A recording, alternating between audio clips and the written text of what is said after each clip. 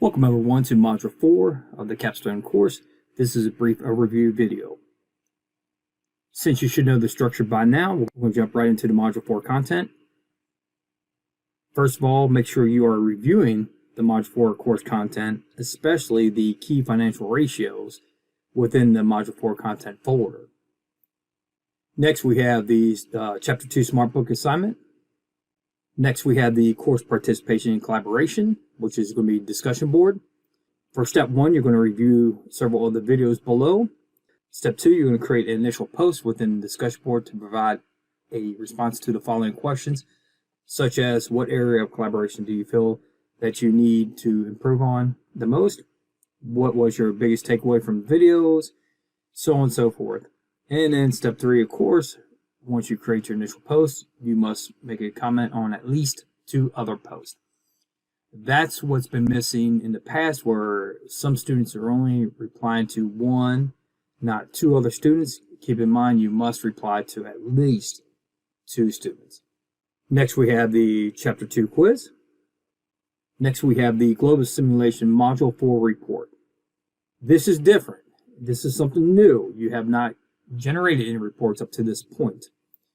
You're going to want to actually create a report responding to the questions below within the different areas, such as where are we now, where do we want to go, how are we going to get there. Keep in mind the report should not be Q&A, meaning that you should not type out the question and then type up your response. It should be a report addressing all these questions. This is a team assignment, so everyone within a team should be participating. One of the biggest questions I have is the very first topic, where are we now?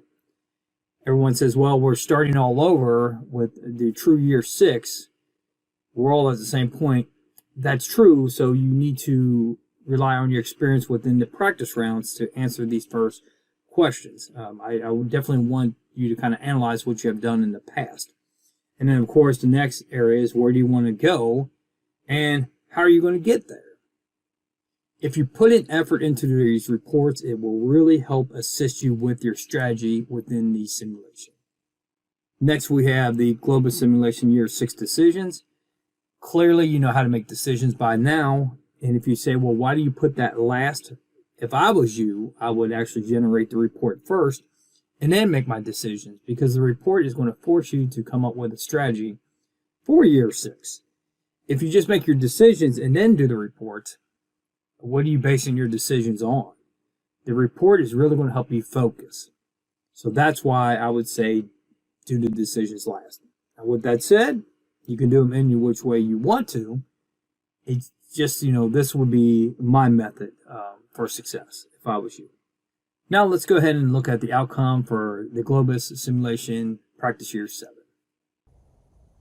Here's the outcome of Year 7. Wow, year makes a big difference. Team A still leading in charge with 107 weighted average score. Keep in mind, this is just referring to Year 7. We'll get to the game-to-date scoreboard here in a moment. Team B gained 49 points. Simply amazing. Team B, I'm not gonna lie. If you watched the previous video from last week, I was concerned for you. You were so far behind, but to make a jump of 49 points in 1 year, tremendous. I applaud the team. That's probably one of the highest, increases I've ever seen within 1 year. So great job. Hopefully you can build upon that once you get to the true year 6 here this week. Team E, then again, gained 20. That's a tremendous jump. Team C, you gained 4, but don't be discouraged at all. I mean, just Team B and E just had a tremendous year. So, Team C, you're at 95. 95 is a great score. Right now, if you're really at 85 or above, you're doing just fine. Now, Team D, you're doing well in practice year 6, but now practice year 7, you really drop. With that said, I don't worry about you, because maybe you're trying something new, and that's fine. That's the goal of the practice rounds. It seems like we're going to really have a tight competition this semester, so it should be fun and exciting. So let's jump down to the game-to-date scoreboard. Team A still leading, 109. They received 1 bonus point. Team B is at 98. Great job, Team B. Team C, see, you're at 96. So Team C overall, counting all the practice rounds, you're sitting great in third place with 96. So fantastic. Team E, 94. So to me, like, then again, 85 or above at this point, really you're in the game. I know Team A is at 109. You say, well, they got a pretty hefty lead on us, with Team B at 98.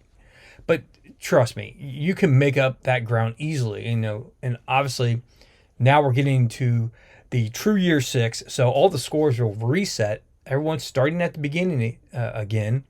So even Team D, who's at 62, you still have a shot, right? Because we're starting all over. That was just practice rounds. Now we're in the true year 6. So the good thing for you, Team D, hopefully you learn from your mistakes and you just take off from here. But with that said, I'm pleased so far.